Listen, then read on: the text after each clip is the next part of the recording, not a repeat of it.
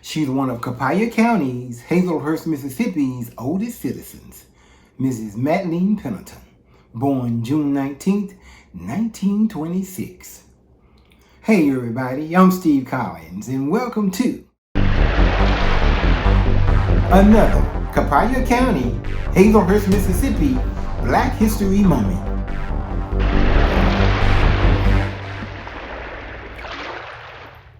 She turned 100 years young this year, June 19, 2026.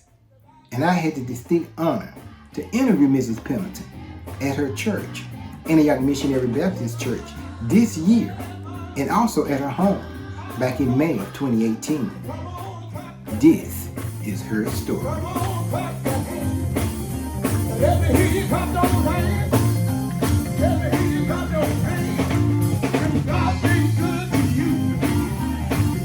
Clap your hands, you know he made a way. Come on, clap your hands, say heaven, heaven, yeah. Everybody. Heaven, heaven, all over. Come on, clap your hands, help me praise the Lord.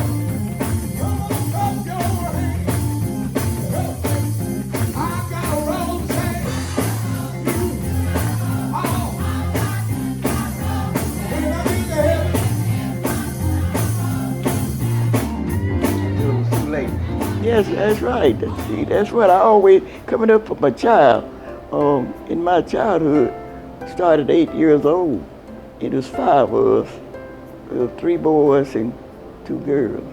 And my daddy raised us, and I was the head of the family. Madeline Pendleton, born Madeline Martin, June 19th, 1926, to a Mr. Pink Martin and Mrs. Barbara Stewart Martin, 17 miles west of Hazelhurst in Barlow, Mississippi. Barlow is a quiet, rural, unincorporated community located in the western portion of Copiah County, Mississippi, near the Hermanville area. During the 1920s, 30s, and 40s, Barlow, Mississippi was a small, tight-knit rural farming community operating primarily within Beat 3 of Copiah County. It was an era defined by cotton farming, family homesteads, and dramatic shifts in population due to the Great Migration.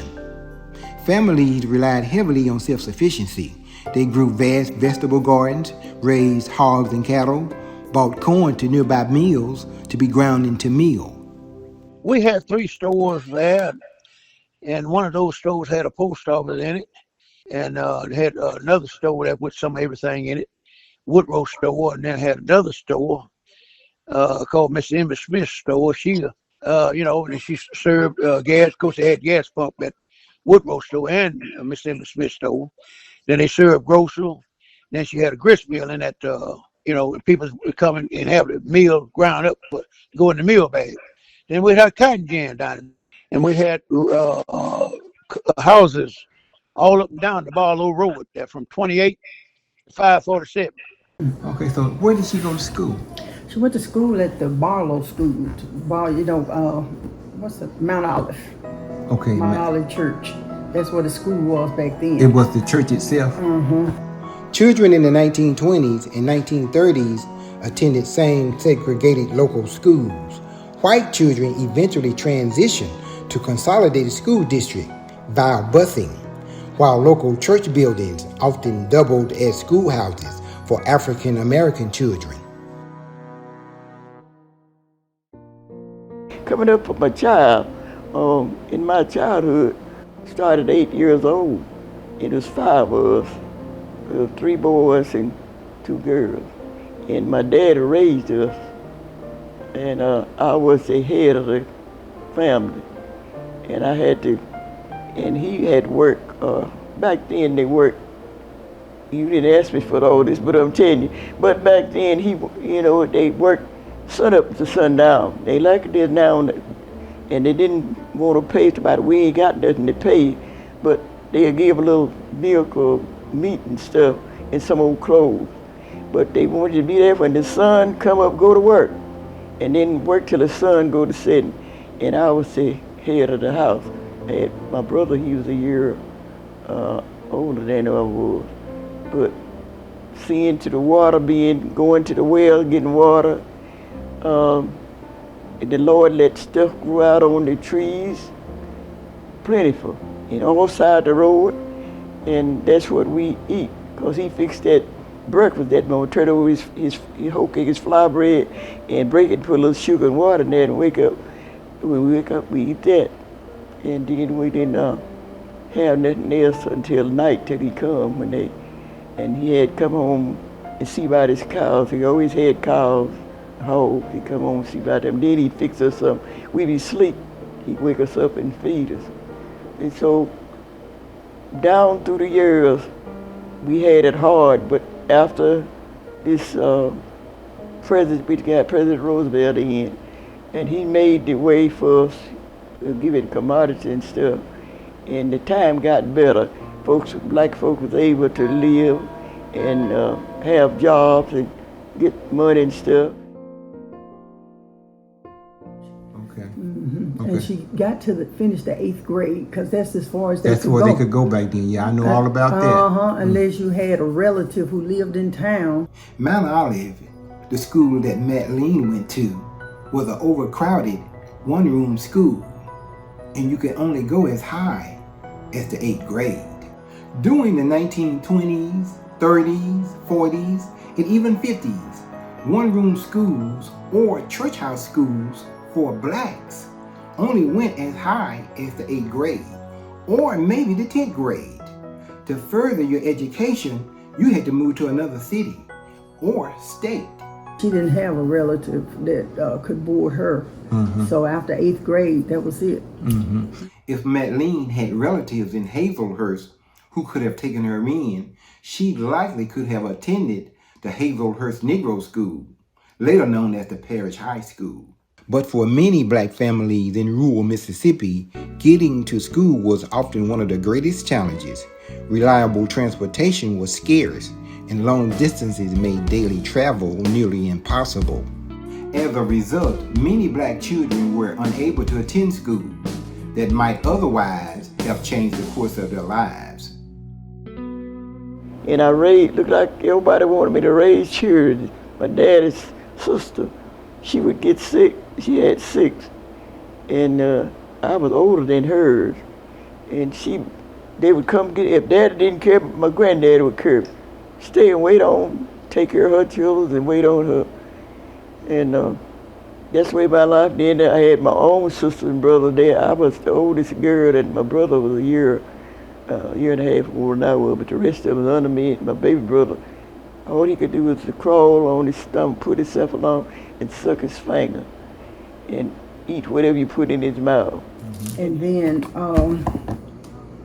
she later on went to St. Louis.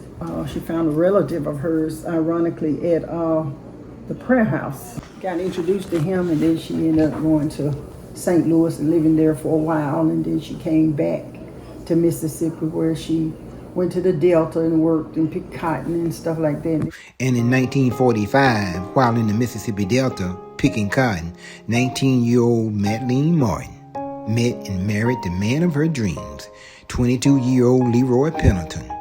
And to this union, 7 children were born.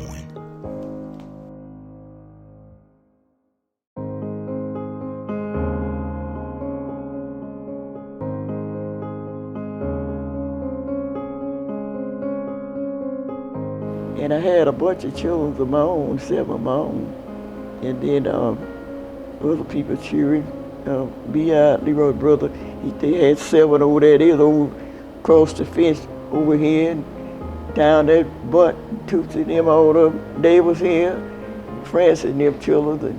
And up on the hill, Leroy had sisters and brothers. So I didn't have time to. I worked in the field and with children. That's been my job ever since I was 8 years old, working with children.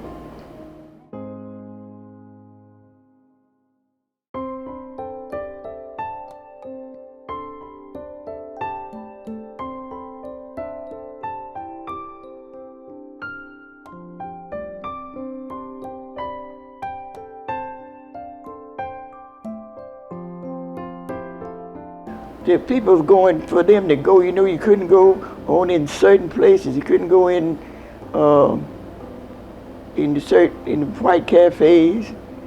In certain places, black couldn't go. You couldn't drink from their fountain, and black people couldn't do nothing much. Okay. The white didn't allow it.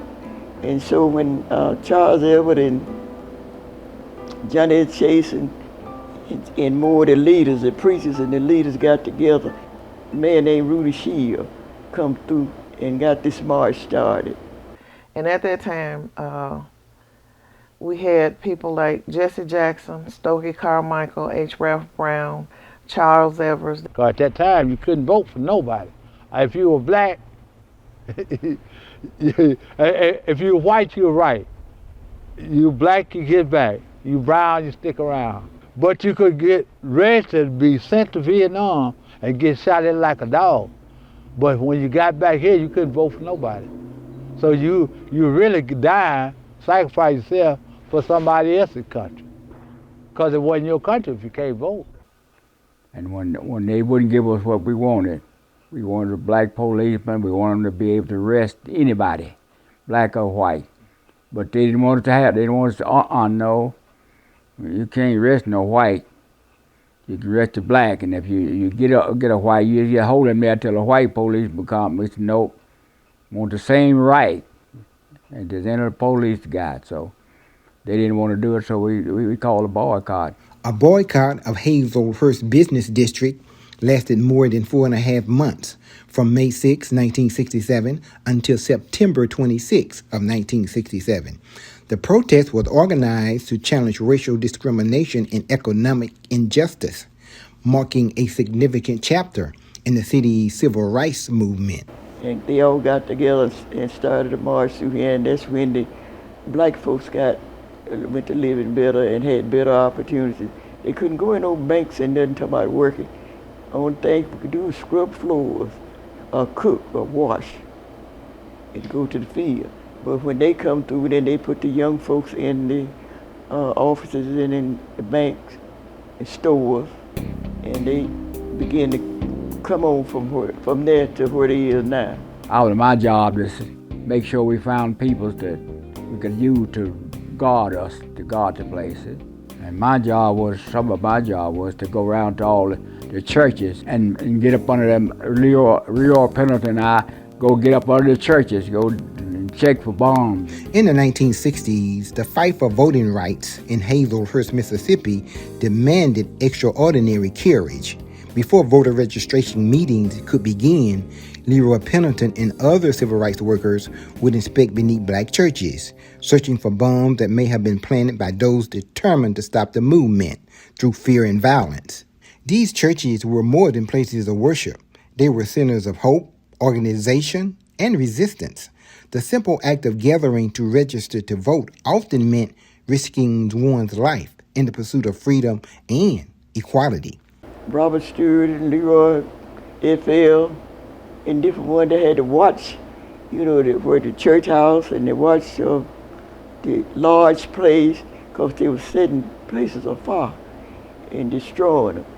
What churches did they do that at? Antioch, you see, at our church, Antioch, and then the large hall. And it's so much I can't tell it all. I tell you, it was a great day that time for the black, because we couldn't do nothing hardly.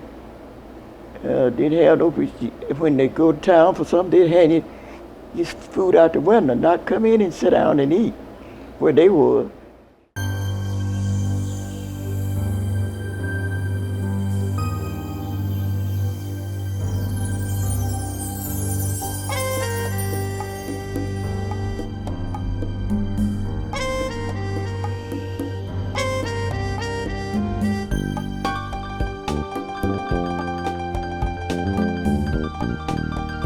Something bad is gonna happen in this town.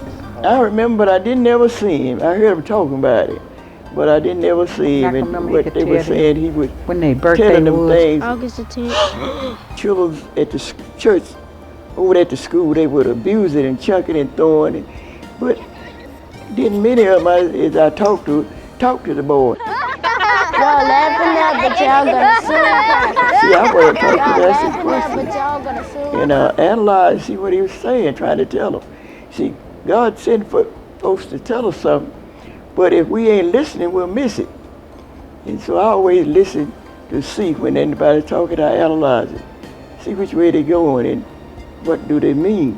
Then if I have some questions to ask, I'll ask some questions. But they talked about the boy going over to school, they have a night school, and other places he walked, but they didn't find out really what his purpose was.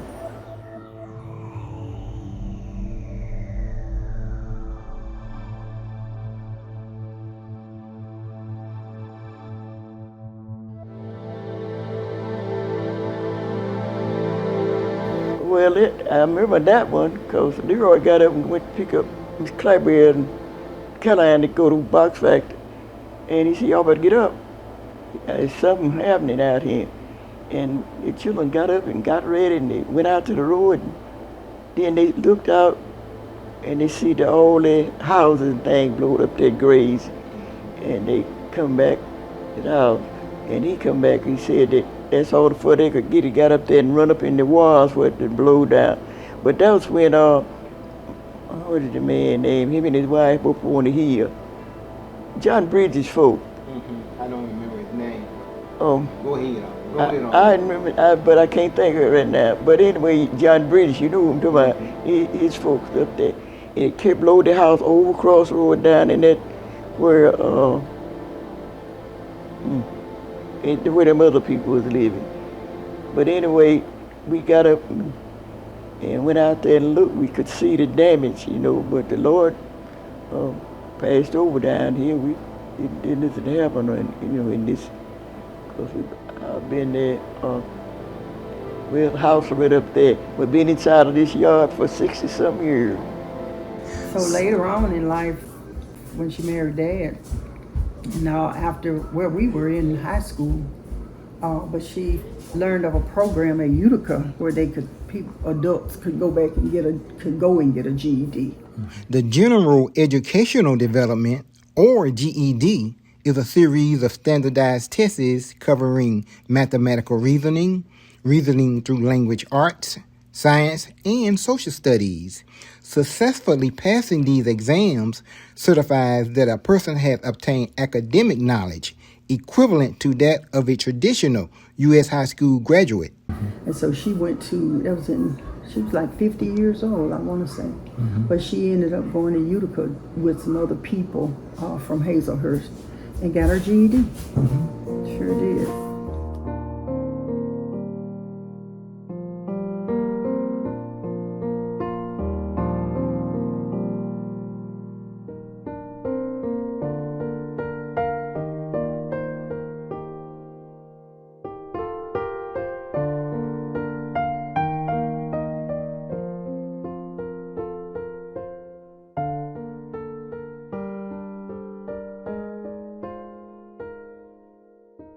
After 70 years of marriage, Madeline's beloved husband, Leroy Pendleton, passed away on March 27, 2015, at the age of 92.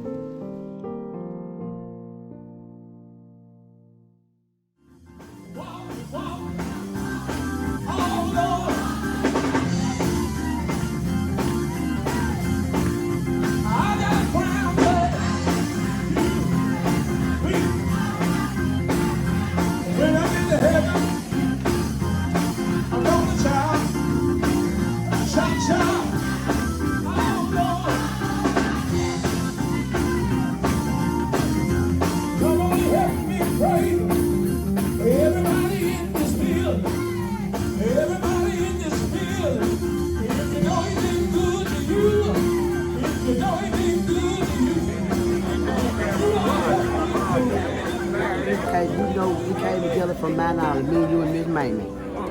We came from Mount Olive together to Antioch. Yeah, I'm Mamie's granddaughter. Thank you, Lord. Hallelujah. I love you. Hallelujah. I want to wish you a happy birthday, 100 years. God bless you. This is Scott Cologne. I'm going to be your next United States Senator. Yeah, you keep on praying for me. I appreciate that, Will.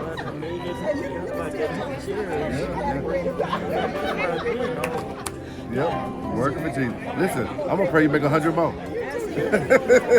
God bless you. Hey, darling. I am blessed to be your pastor. 28 years of being your pastor. It's been a joy, and we're looking forward to your birthday celebration. 100 years old very soon. Oh, what a testament to what the Lord can do. I know I've been working and teaching and trying, learning different stuff, working in the church, but I'm still can move around. Amen. And what a mighty God we serve. But I don't know when God gonna say time out. And I am grateful to all of you all. I'm grateful that Mother Harley of Mrs. Church. She's faithful in church, but every Sunday she's in church service. Oh, she loved the Lord. Mother, thank you, darling. Love you. All right, love you so much. And keep on praying for me. Yes, ma'am. I do this and that. Amen. On June 19, 2026, Mrs. Madeline Pendleton turned 100 years young. The following day, June 20th, 2026, family and friends came together at the Antioch Missionary Baptist Church gymnasium to help celebrate this extraordinary milestone. We sing happy birthday to you, and may all your dreams come true. Happy, happy birthday. Oh, this is your birthday song. Oh, celebration all night long. Oh, may all your dreams come true. We sing all together. Happy birthday to you.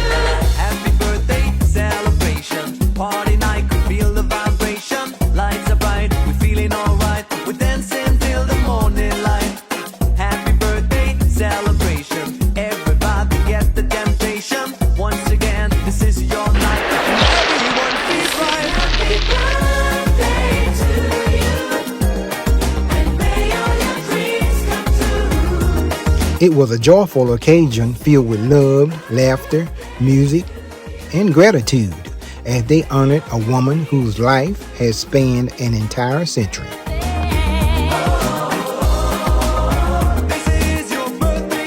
Mother Madeline Pendleton have lived to see 17 United States presidents, the invention of television, the Great Depression, World War II, the lynching of Emmett Till, the assassination of Medgar Evers, the Civil Rights Act of 1964, the assassination of Dr. Martin Luther King, the first black president of the United States, and the first black female vice president of the United States. Mother Pendleton has also seen a lot of Copiah County's black history, like the Old Parish High School, formerly known as the Hazelhurst Negro School, the Copiah County Echo, which was Hazelhurst's first black newspaper, the boy with the pop bottle on his head, the Hazelhurst boycott, the Hazelhurst tornado of 1969, Henry Banks, the first black mayor of Hazelhurst, Shirley Sandifer, the first black female mayor of Hazelhurst, and also the first Hazelhurst Juneteenth celebration. We asked Mrs. Pendleton what is her secret to longevity. I mean, what can you tell the young folks about reaching your age? Huh? What can I tell them? Oh, I come up in the church in Sunday school, and I've been working for Jesus all the while. Yeah. I come up in the Antioch. That's what I come up in Antioch Church. In Sunday school, the church, Bible class, just whatever to be done. What an amazing story. What an amazing lady.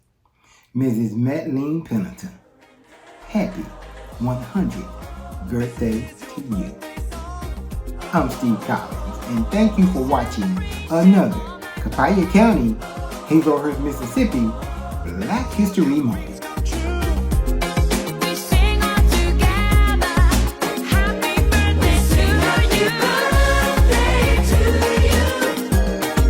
Yeah, so I seen many things, but the Lord led me.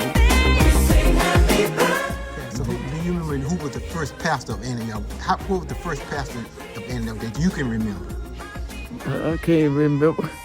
See, at my age, the church, very different thing comes to me just plain. And then again, they go, I can't remember. Birthday to you.